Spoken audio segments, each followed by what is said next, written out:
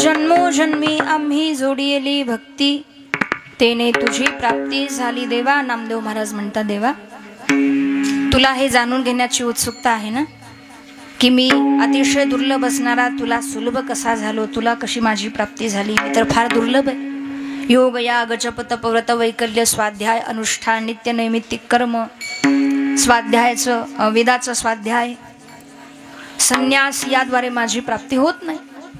कारण भागवताच्या एकादश स्कंदामध्ये भगवान सांगतात, उद्धवा न साधयति माम योगो न सांख्यम धर्म उद्धव न स्वाध्यायस्तपस्त्यागो यथा भक्तिर्ममोर्जितः. याचा अर्थ काय की इतर युगामध्ये अन्य साधनाने भगवंताची प्राप्ती होत होती, पण कलियुगामध्ये कलिजुग जोगन जगन ज्ञाना, कलिजुग जोगन जगन ज्ञाना, कलिजुग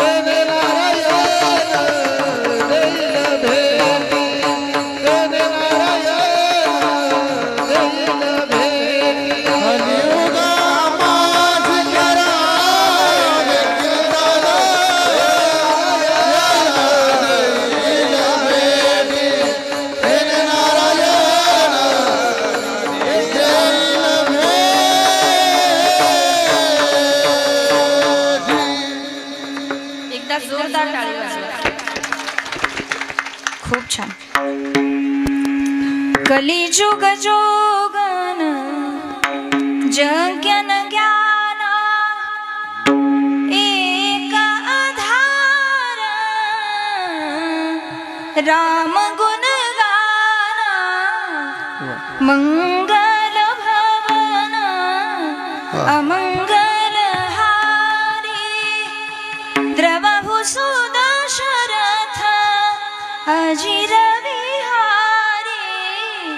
श्री राम जय राम जय जय राम जय जय राम. कलिजुग जोगन जज्ञन ज्ञाना, एक आधार राम गुण गाना, वेद पुराण संत मत एहू सकल सुखत फल राम सने. मला सांगायचं काय की कलियुगामध्ये अन्य कोणत्याही साधनाने भगवंताची प्राप्ती होत नाही. कलियुगा माझी करावे कीर्तन, तेने नारायण देईल भेटी. एवढा देव सोपा आहे कलियुगामध्ये. आणि म्हणून नामदेव महाराज म्हणतात, देवा जन्मोजन्मी आम्ही जोडियली भक्ती, तुझी प्राप्ती व्हावी यासाठी आम्ही काय केली, भक्ती केली. भक्ती हे साधन फार सोपं आहे. भक्ती या साधनानेच परमात्मा प्राप्त होतो. भक्तीचं टोक आहे ज्ञान आणि भक्तीचं टोक आहे वैराग्य. एक लक्षात घ्या, ज्ञानाचं टोक आहे भक्ती आणि भक्तीचं टोक आहे ज्ञान. म्हणजे भक्तीने देवाचं ज्ञान होतं, ज्ञानाद्वारेच माणसाला भगवंताची भक्ती सुद्धा प्राप्त होते. म्हणून दोन्ही गोष्टी आवश्यक आहेत. पुढे भक्तीने धरिले हाती, मागे ज्ञान वैराग्य धर्म येती. या दोन्ही गोष्टी आवश्यक आहेत. मला सांगायचं काय, इतर युगामध्ये ज्ञान वैराग्य मुक्ती देण्यामध्ये समर्थ होते, पण कलियुगामध्ये फक्त भक्तीच मुक्ती देण्यामध्ये समर्थ आहे. सत्यादी त्रियुगे बोध वैराग्य मुक्ती साधकौ कलौ तू केवला भक्ती कलौ तू केवला भक्ती ब्रह्म सायुज्यकारिणी श्रीकृष्ण शरणं मम श्रीकृष्ण शरणं मम श्रीकृष्ण शरणं मम श्रीकृष्ण शरणं मम. सत्यादी त्रियुगे बोध इतर युगामध्ये हे दोन मुक्ती देऊ शकत होते, देवाची प्राप्ती करून देऊ शकत होते. पण भक्तीमध्ये जेवढं सामर्थ्य आहे, भक्ती कोणत्याही युगामध्ये भगवंताची प्राप्ती करून देते. म्हणून जन्मोजन्मी आम्ही जोडी येली भक्ती. आपण भक्ती जोडत नाही, काय जोडतो? पैशाला पैसा जोडतो, बरोबर ना? जोडून या धन उत्तम व्यवहारे उदास विचारे. पण भक्तीला भक्ती जोडा म्हणजे देव भेटेल. तेने तुझी प्राप्ती झाली देवा, त्याद्वारे तुझी प्राप्ती झाली. कारण जन्मोजन्मी शब्दाचा थोडासा विचार करू. भजन करा. विठ्ठल विठ्ठल.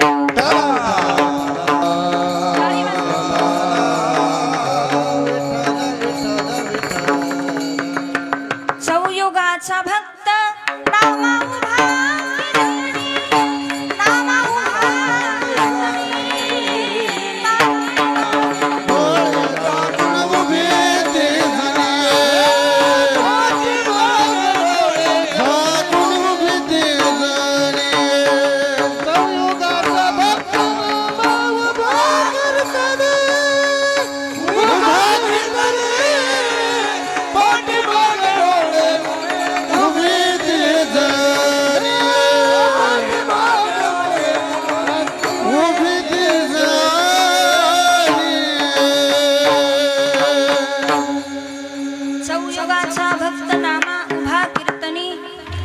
मागे डोळे लावणी किंवा डोळे झाकुनी उभी ती जनी. नामदेव महाराज किती युगाचे भक्त होते?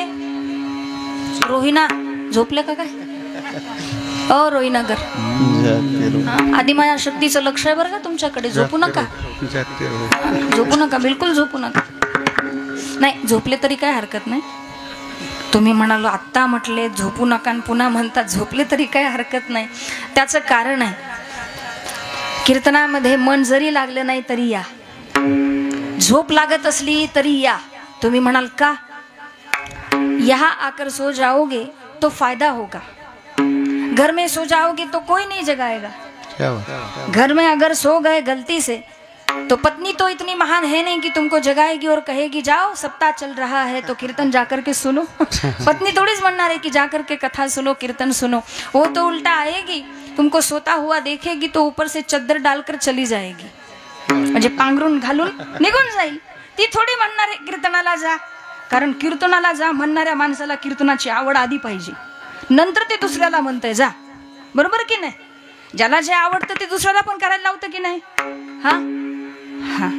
मग आता ऐका, घर में सो जाओगे तो घर में कोई नहीं जगाएगा, लेकिन कीर्तन में आकर के सो जाओगे तो आज नहीं तो कल, कल नहीं तो परसों संतों की वाणी कभी न कभी तुम्हें जरूर जगाएगी.